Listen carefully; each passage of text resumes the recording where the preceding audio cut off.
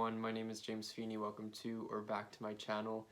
Today I wanted to come on and share some of my grounding and protection tips in terms of magic. It's clear that these are very strange times, and I know that a lot of us are trying to center ourselves and feel protected and safe and grounded, especially when a lot of information and a lot of things happening make us feel ungrounded, whatever that may mean for you. So I am not a professional. I don't teach this. I don't do guided meditations. I don't teach spiritual practice to others. I just have my own spiritual practice and know what works for me.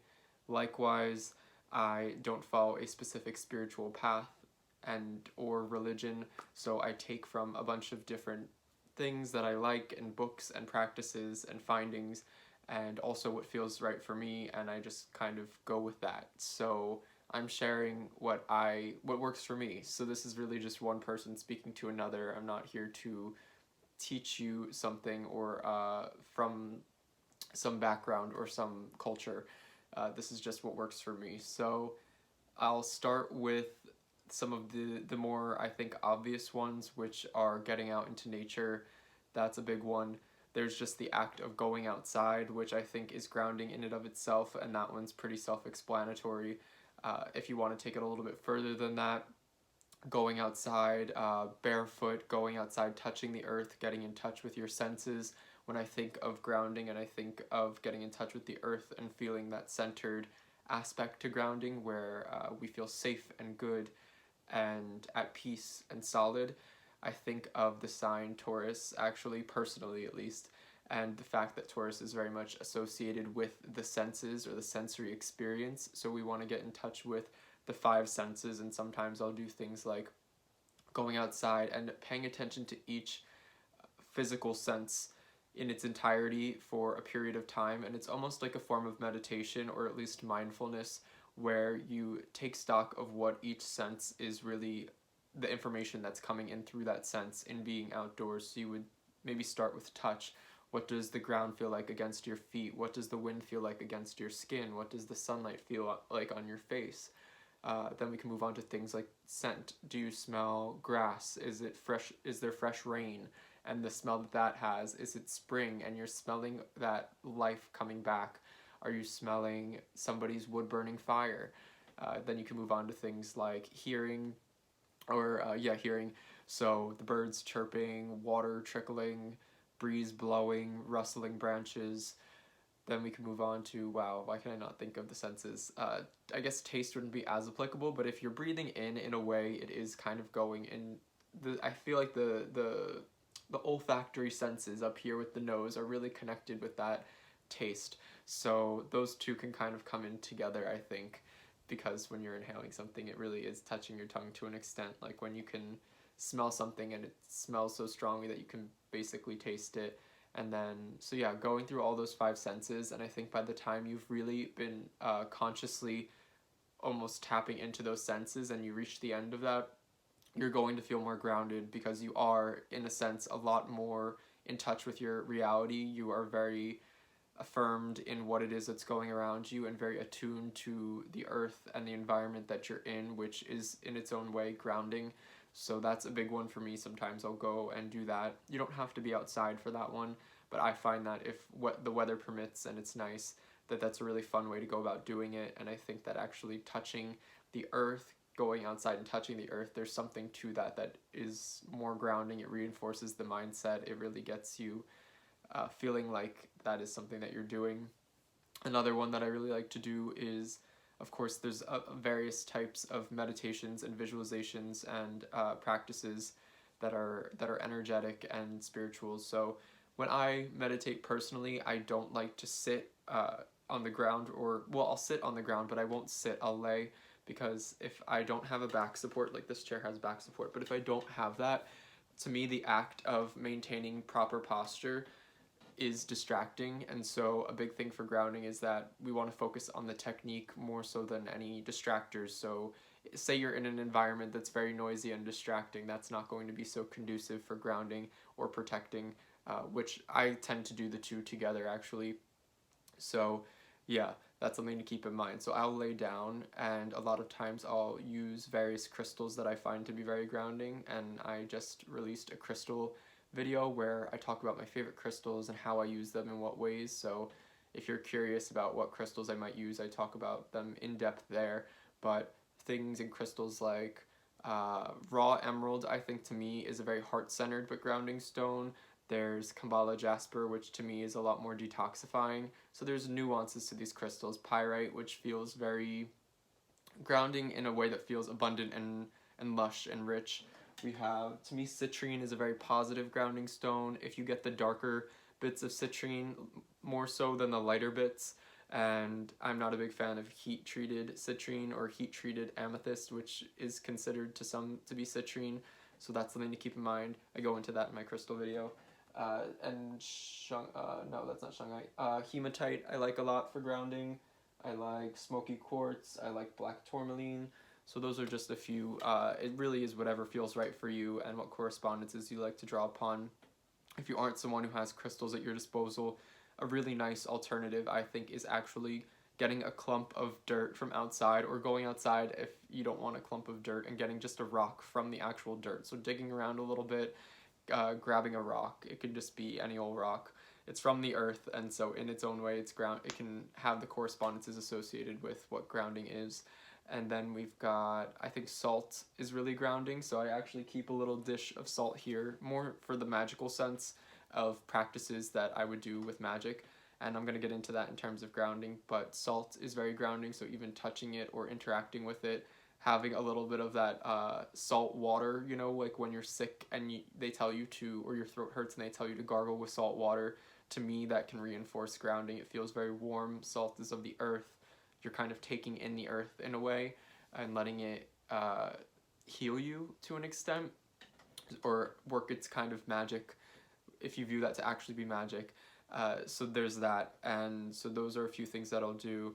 And as far as meditation goes, there are a bunch out there, and I won't take you through. This is not a guided meditation, but one especially for protection that I will do is to visualize, or in a more astral or higher sense, I guess, I see myself there and see this light that emanates from me and encases me and forms this shield around me, and I'm glowing and the shield is glowing, and it's also detoxifying me, pulling out impurities, pulling out anything that doesn't suit me, negative emotions, negative energetic imprints, and things that might have accumulated on me or over me. And then by the end, the shield is intact. It's sort of this process I go through, and then it stays intact for a while, and I'll reinforce it or redo it over time. So that's when I consistently do. Likewise, usually even in the same meditation, I'll go about grounding in that I will imagine roots growing from me. I know that's a popular one where you can do that anywhere. I mean, I'll usually do it on the second floor of my house, so it's not like you have to be against the earth to engage in this. You can be on a plane. Just imagining those roots extending out of you, connecting to the earth, pulling you down in an energetic sense, and also the innate energies of the earth that are very pure and strong, invigorating you and enlivening you and keeping you centered in a way.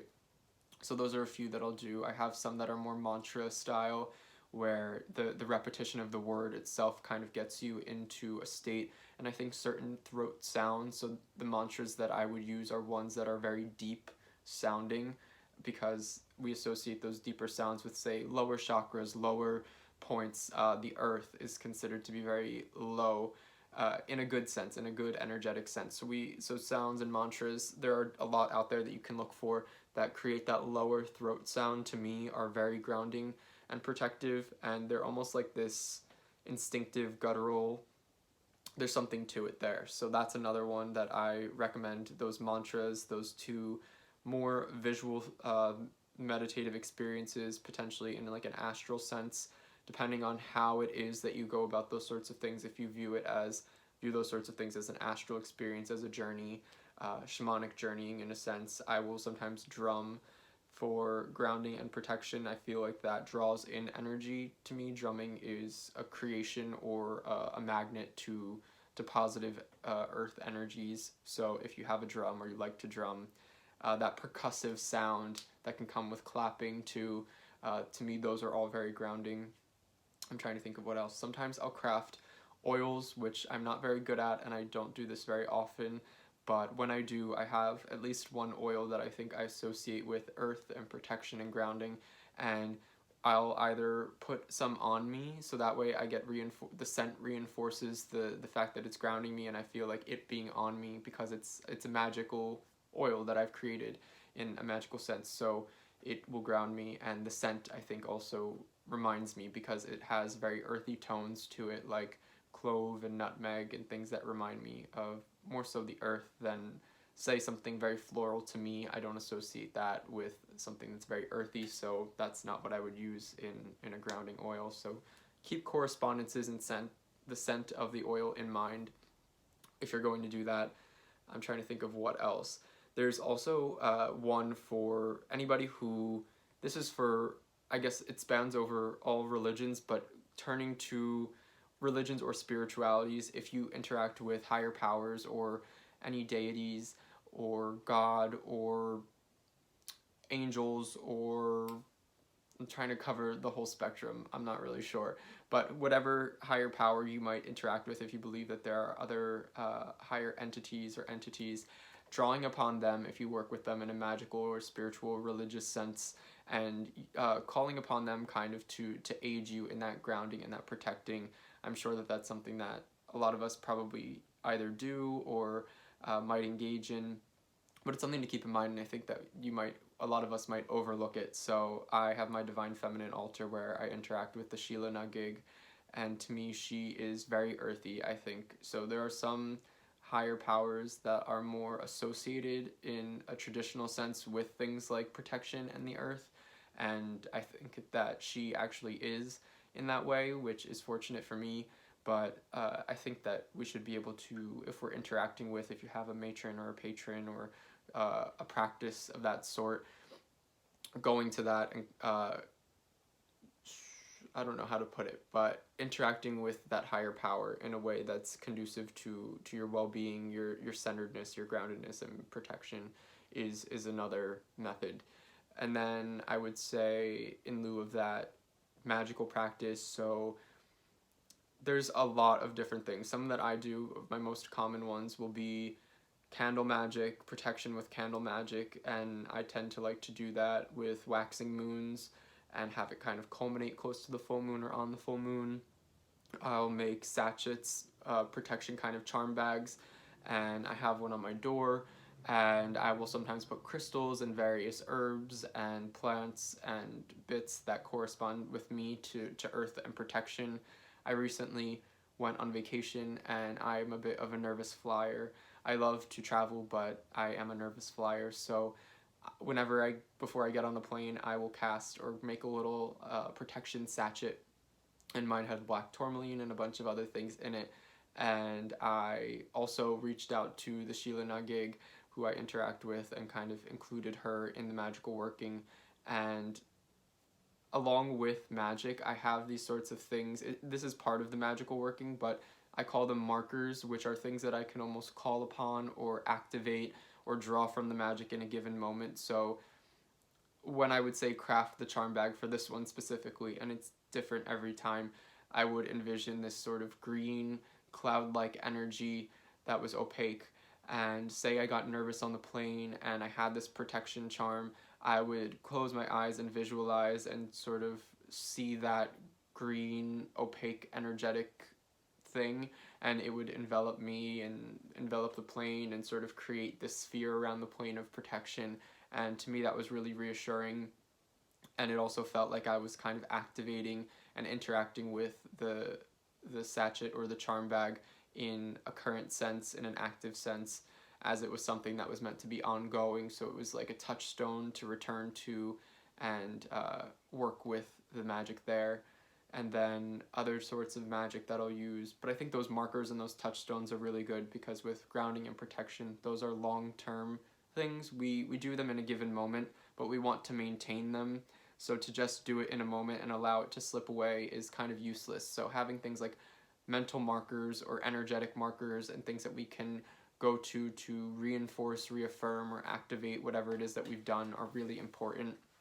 So having those sorts of cues and keys, whether it be a scent or a sight or something that you see or interact with, they're all important, and I think those are great ways to maintain those sorts of things. And then other forms of magic, sigil magic, I really enjoy.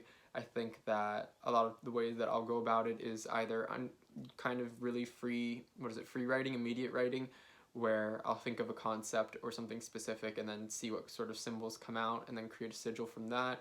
Or I will take sort of glyphs and symbols that I'm familiar with and have correspondences with, maybe things like Saturn and Earth, and the Earth as in a planet, a planetary body, and then a glyph for Earth, and then take the word ground and sort of incorporate that and make a sort of sign or symbol. And sometimes I'll put those in the charm bags or sachets. Sometimes I'll burn them to release the energy outward, and so that way it kind of is all around and it's out there in an energetic sense. So there's a lot of different ways you can go about doing that. I'm trying to think what else.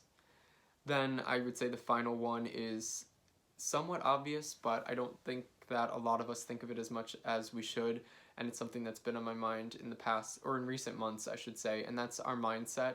So a lot of magic and energy has, like, a big part of that is intention, and we're trying to manifest something, so our intention is key. A lot of people in books will teach in magic that intention is really most of what magic is. It's really the bulk of what pushes something. The materials are kind of ancillary, and the intention is really what's the big key here. And so with intention, and through intention, we're attempting to manifest something, whether that be actual protection, whether that be the feeling of being centered and grounded and being connected. So in doing that, the mindset and the way that we go about thinking of these things. So say I want to feel healthy and well, instead of saying or writing or creating a chant or making a sigil around not being sick or not getting sick, I would want to make the sigil or the magic or the intention and my mindset and the words that I speak be something like, I am well, I am healthy. Your mind, and as far as I think energy goes, a lot of books will teach that the negative is kind of thrown to the side, and it's really those key words like well and healthy that stick out and that become something.